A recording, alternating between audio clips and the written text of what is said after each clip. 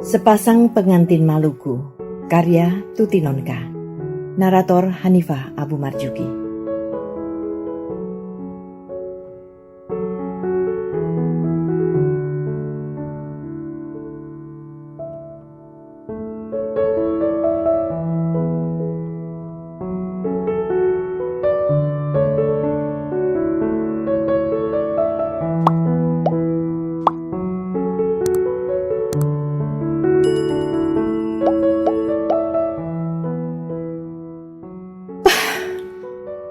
Ita menghempaskan tubuhnya di dipan dengan kesal. Benci dia melihat bayangan tubuhnya di kaca toilet. Alangkah gemuknya. Wahai lemak-lemak, kenapa sih kalian senang benar nempel di tubuhku? Kata-kata Frankie tadi pagi ketika mereka ketemu di kantin sehabis upacara masih jelas diingatnya. Kau suka jajan sih, It. Makanya enggak bisa langsing. Alangkah susahnya jadi wanita. Gerutu Ita dengan kesal. Gemuk sedikit, pacar udah cerewet. Baju gak rapi, si dia cemberut.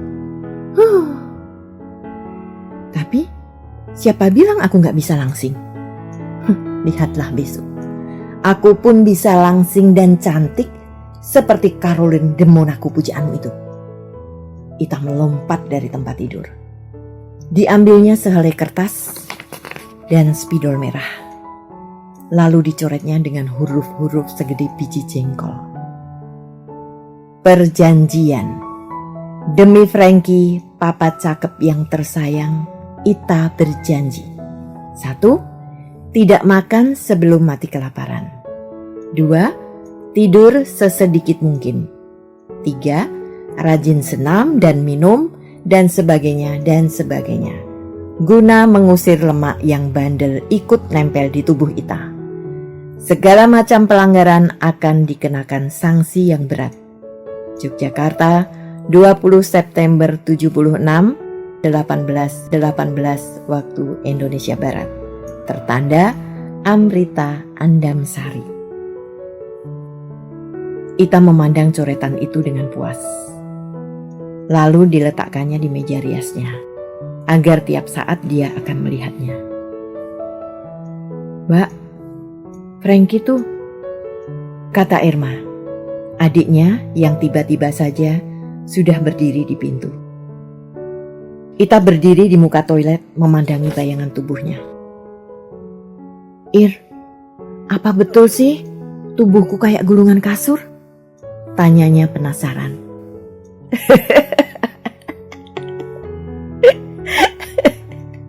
Siapa bilang? Frankie tuh. Memangnya dia senang lihat pacarnya kayak papan setrika. Sudahlah, nanti kelamaan nunggu dia marah lagi. Frankie suka ngambek ya, It? Apa sih enaknya pacaran sama dia? Kalau aku sih, alah, bukan urusanmu ah, kata Ita dengan jengkel dan cepat-cepat keluar menemui papa cakepnya yang sudah pegal-pegal duduk menunggu. Kukira aku sedang menunggu sang putri tidur, sindir Frankie. Oh, belajar sabar tidak ada salahnya, Frank, sahut Ita kalem. Enggak, It. Besok aku mau pulang ke Surabaya nih. Sebagai kekasih yang baik, tentunya aku harus pamit padamu, bukan? Apaan pulang ke Surabaya? Sekolah gak libur nih, Frank. Alah, sekali-kali izin masa gak boleh? Cuma sebentar kok, paling juga 3 hari. Itu kita mau memperbaiki makam mami. Aku heran juga, kok papi tiba-tiba punya niat begitu. Padahal kemarin-kemarinnya nengok makam mami aja gak pernah. Entah mimpi didatangi arwah mami kali. Hus, ngomong sembarangan aja. Ita menutup mulut Frankie dengan tangannya. Itu tandanya papimu masih cinta sama mamimu. Frankie tersenyum. Ditangkapnya tangan Ita dan dikecutnya. Ita cepat-cepat menarik tangannya ketika sudut matanya sempat menangkap bayangan Mas Andre lewat di ruang dalam. Ditariknya tangan Frankie menuju ke taman kecilnya di samping rumah. "Aku punya anggrek baru," katanya. "Peduli amat dengan anggrek," gerutu Frankie dalam hati. "Yang kau maksudkan kan, di sana tidak ada orang lain. Begitu kan, Ita?" Mula-mula Ita menolak ketika Mama mengusulkannya sebagai model pengantin wanita dalam peragaan busana dan adat pengantin Maluku yang akan diikuti Mama. Lomba itu diadakan untuk menyambut hari ulang tahun organisasi wanita Pertiwi, di mana Mama ikut sebagai wakil dari RK mereka. Ita menolak dan meminta Mama mencari model lain. "Main pengantin-pengantinan kayak anak kecil aja," gerutunya dengan kesal. Apalagi ketika dia tahu bahwa pasangannya adalah Panji, anak SMA teladan yang sok itu. Tapi Mama, Irma, Mas Andre dan semua orang menghendaki dia yang jadi model. Hanya sebagai model, Ita, bukan apa-apa. Toh Mama juga tidak bermaksud menjodohkan kau dengan dia. Mama tertawa. Soalnya kaulah yang paling cocok berpasangan dengan Panji. Nanti kalau Mama menang, toh kau ikut mengangkat nama Mama juga. Hadiahnya boleh kau ambil deh. "Iya deh Mbak, nanti bikin foto yang banyak buat kenang-kenangan besok. Pernah menikah dengan orang Maluku." Irma ikut-ikutan merayunya. Akhirnya Ita mengalah. Alangkah tersiksanya Ita yang sejak 3 jam siang harus duduk diam-diam dan mulai dirias oleh Mama. Panji yang juga akan dirias Mama pun sudah ada di rumahnya. Ita tidak habis mengerti kenapa Panji mau saja dijadikan model pengantin pria. Dia menghela napas. Semua orang agaknya sudah sinting. Panji memandangnya dengan kagum ketika melihat Ita yang sudah selesai didandani. "Memangnya aku tontonan?" kata Ita sambil mengerutkan kening dengan tidak senang. "Oh, maaf. Tapi bolehkah aku mengatakan sesuatu padamu?" jawabnya dengan gaya yang menawan sekali. "Aku tidak pernah melarang orang bicara." "Kau cantik sekali," kata Panji sambil tersenyum memandangnya. Ita terkesiap. "Kau menghina," katanya tandas dan segera masuk ke kamarnya. Panji terkejut. Bibirnya terbuka hendak mengatakan sesuatu, tapi segera ditahannya. Di dalam kamar, Ita diam-diam mengamati wajahnya di kaca. "Betulkah aku cantik sekali?" bisiknya dalam hati. Tiba-tiba dia ingat Frankie. Frankie seringkali mengatakan dia gadis yang sangat manis. Dan Ita senang mendengar pujian itu. Dan tadi Panji juga mengatakan hal yang sama. Tapi alangkah lain rasanya. Entah, dia tidak tahu. Dalam mobil menuju ke gedung pertemuan yang dipakai untuk perlombaan itu, Ita diam membeku. Panji duduk di sampingnya dengan tenang, juga tak mencoba mengajaknya bicara. Seolah-olah dia sendirian saja di situ. Ita menjadi gelisah tanpa dikehendakinya sendiri. Diam-diam diliriknya pemuda itu. Alangkah bahagianya bila yang ada di sampingnya sekarang adalah Frankie, bukan Panji yang sok ini. Ada 16 pasang pengantin yang ikut dalam lomba itu dengan pakaian adatnya masing-masing. Ita yang tadinya merasa sudah cukup cantik, tiba-tiba menjadi mengkeret. Pengantin Sunda itu cantik sekali. Juga pengantin yang berpakaian keraton Jogja itu. Harapannya menang kabur melihat kesemarakan saingan-saingannya. Persetan dengan kemenangan, gumamnya. Tampaknya kok gelisah amat sih, kata Panji meliriknya. Sudahlah, anggap aja ini suatu permainan, mengenang masa kecil. Atau kau takut pacarmu cemburu mungkin? Ita menarik nafas. Aku heran, kenapa kau mau ikut perlombaan sinting ini? Karena pengantin wanitanya adalah kau, sahut Panji dengan kalem. Ita menoleh seketika. Dipandangnya Panji dengan tenang menatap lurus ke depan. Kau lihat pengantin Sunda itu. Alangkah mesranya ya.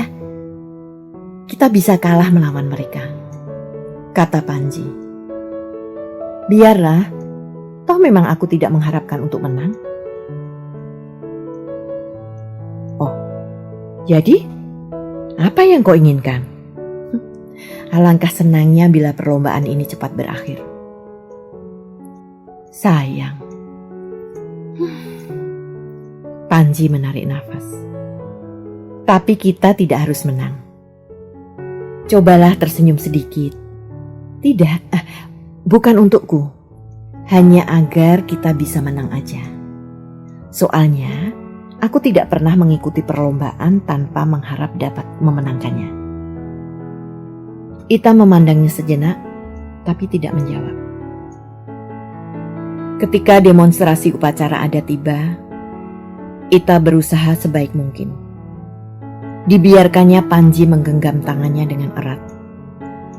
Dan dia terkejut ketika menyadari bahwa suatu kebahagiaan yang lain terasa menjalari hatinya. Aku sudah gila, sentaknya. Pelan-pelan ditariknya tangannya dari genggaman tangan Panji. Sementara itu, tidak lama setelah Ita dan Panji berangkat, Franky datang. Dari Surabaya, dia langsung ke rumah Ita dengan membawa setumpuk kerinduan. Sudah disiapkannya serentetan ciuman yang akan dihujankannya ke pipi Ita. Tapi dari Irma, dia mendengar bahwa Ita sedang mengikuti lomba busana pengantin di Gedung Mataram. Tanpa membuang waktu, Franky segera menyusul ke sana. Dia tersenyum ketika melihat betapa cantiknya Ita. Tapi senyumnya pudar ketika melihat kemesraan sepasang pengantin itu mendemonstrasikan upacara adat. Segumpal bara panas terasa menyumbat dadanya ketika melihat betapa Panji menggandeng Ita dengan mesra. Tanpa menunggu lomba itu selesai, Franky meninggalkan gedung itu. Sakit sekali hatinya.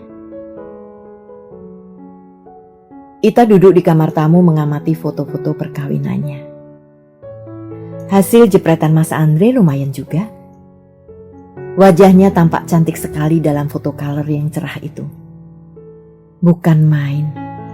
Ita tersenyum ketika melihat foto Panji yang sedang menggandengnya dengan mesra. Gila Mas Andre. Bagaimana kalau Franky melihat? Apakah dia akan cemburu? Suara seseorang yang duduk membuat dia mengangkat kepalanya.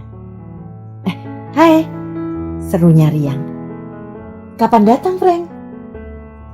Kemarin dulu, jawab Franky pendek. Kok baru sekarang datang? Aku sudah kemari langsung dari Surabaya. Apa Irma tidak bilang? Tidak, sahut Ita menyesali kelalaian adiknya. Oh iya, bagaimana dengan lomba pengantinnya? Menang dong, apa kau tidak ingin memberi selamat padaku? Kata Ita dengan riang. Mestinya kepada kalian, bukan kepadamu. Selamat Ita, kalian memang bagus sekali. Aku tidak akan menyangkal seandainya kalian betul-betul sepasang pengantin.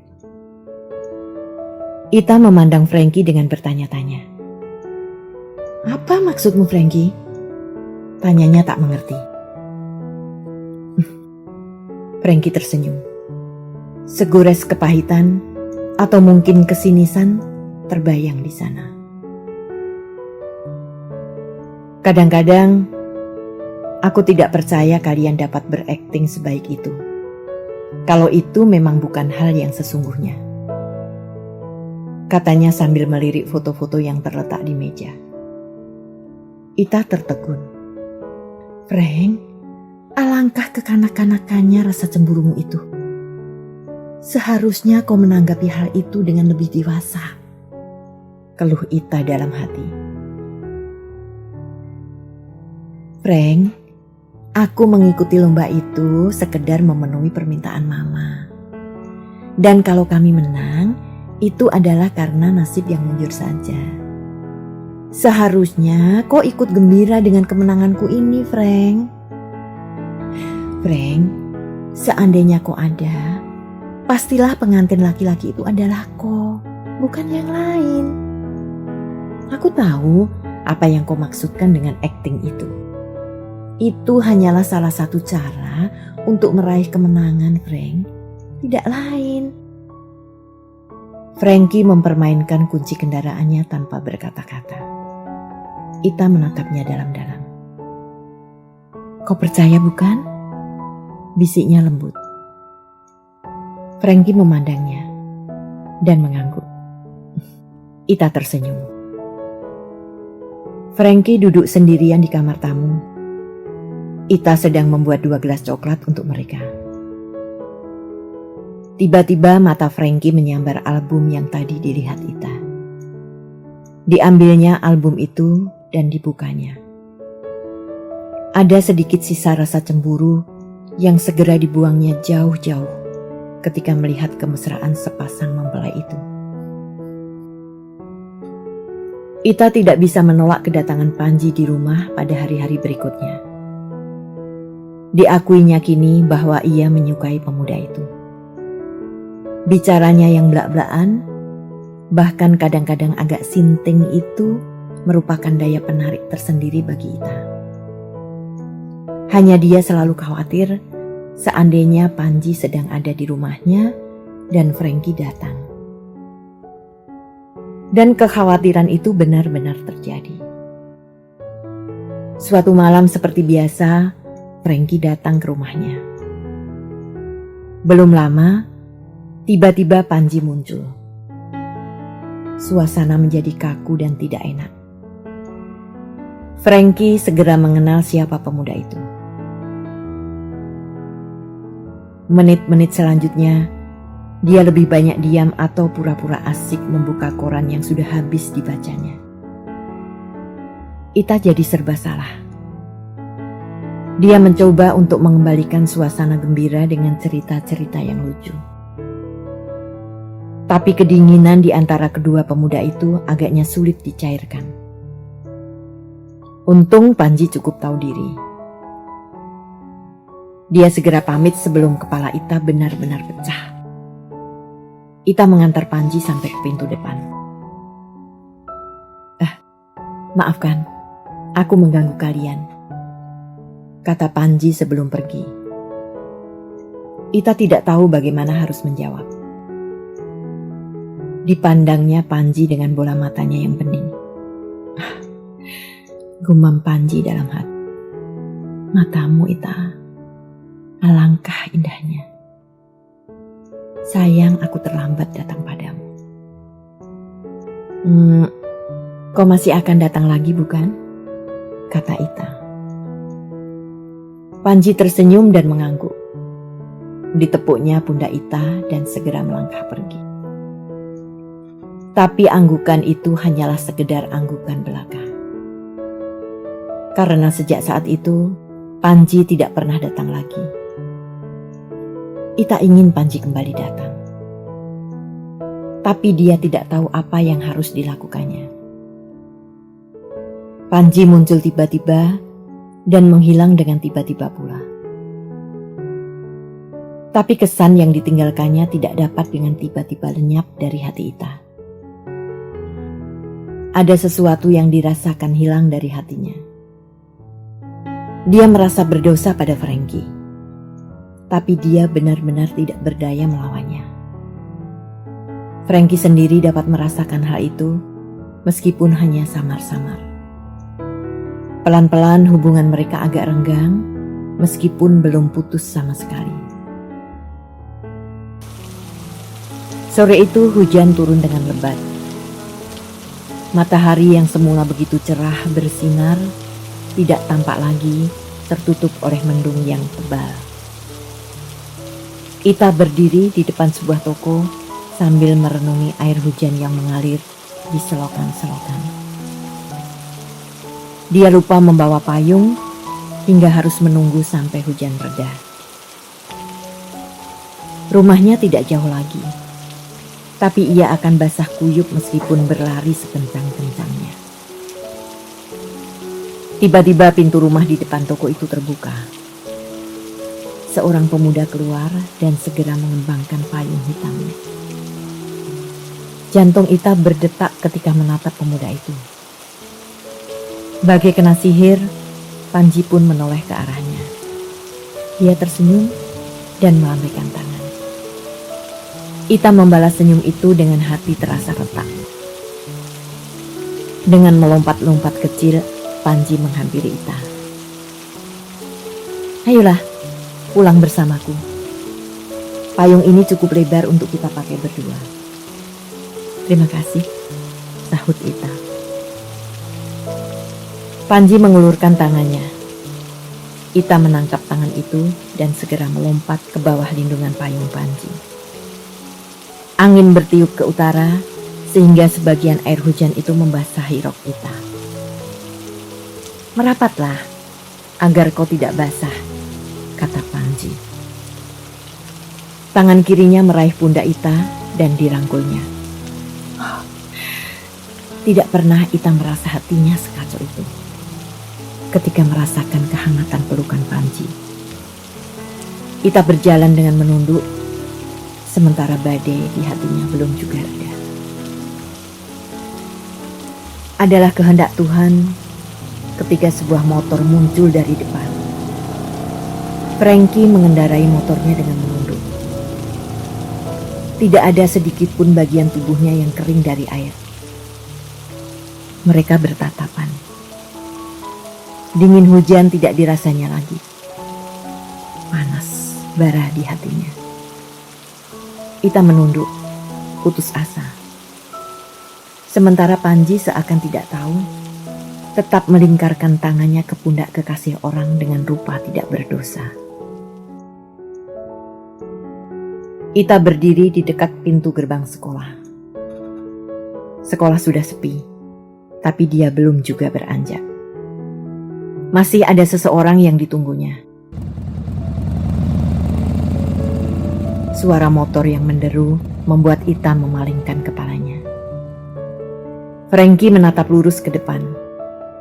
Sedikit pun tak mengacuhkan Ita yang berdiri di situ. Ita memandangnya dengan menggigit bibir.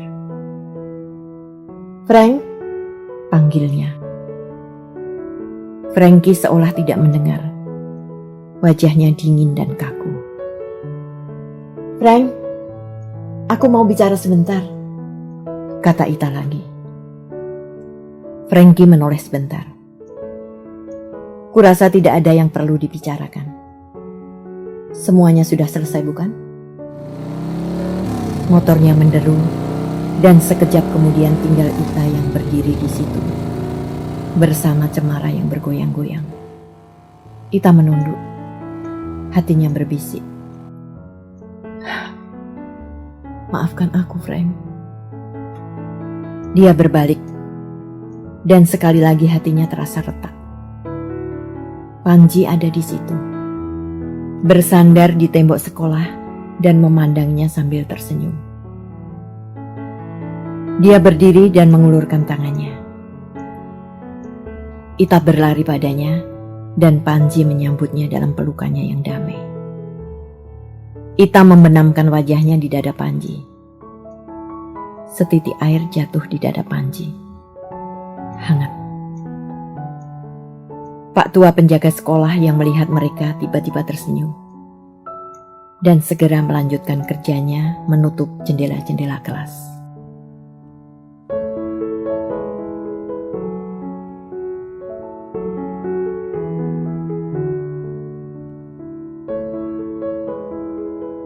Terima kasih telah menikmati cerita ini. Tuliskan saran atau komentar di bawah untuk memperbaiki channel ini. Jangan lupa tekan tombol subscribe, like, and share.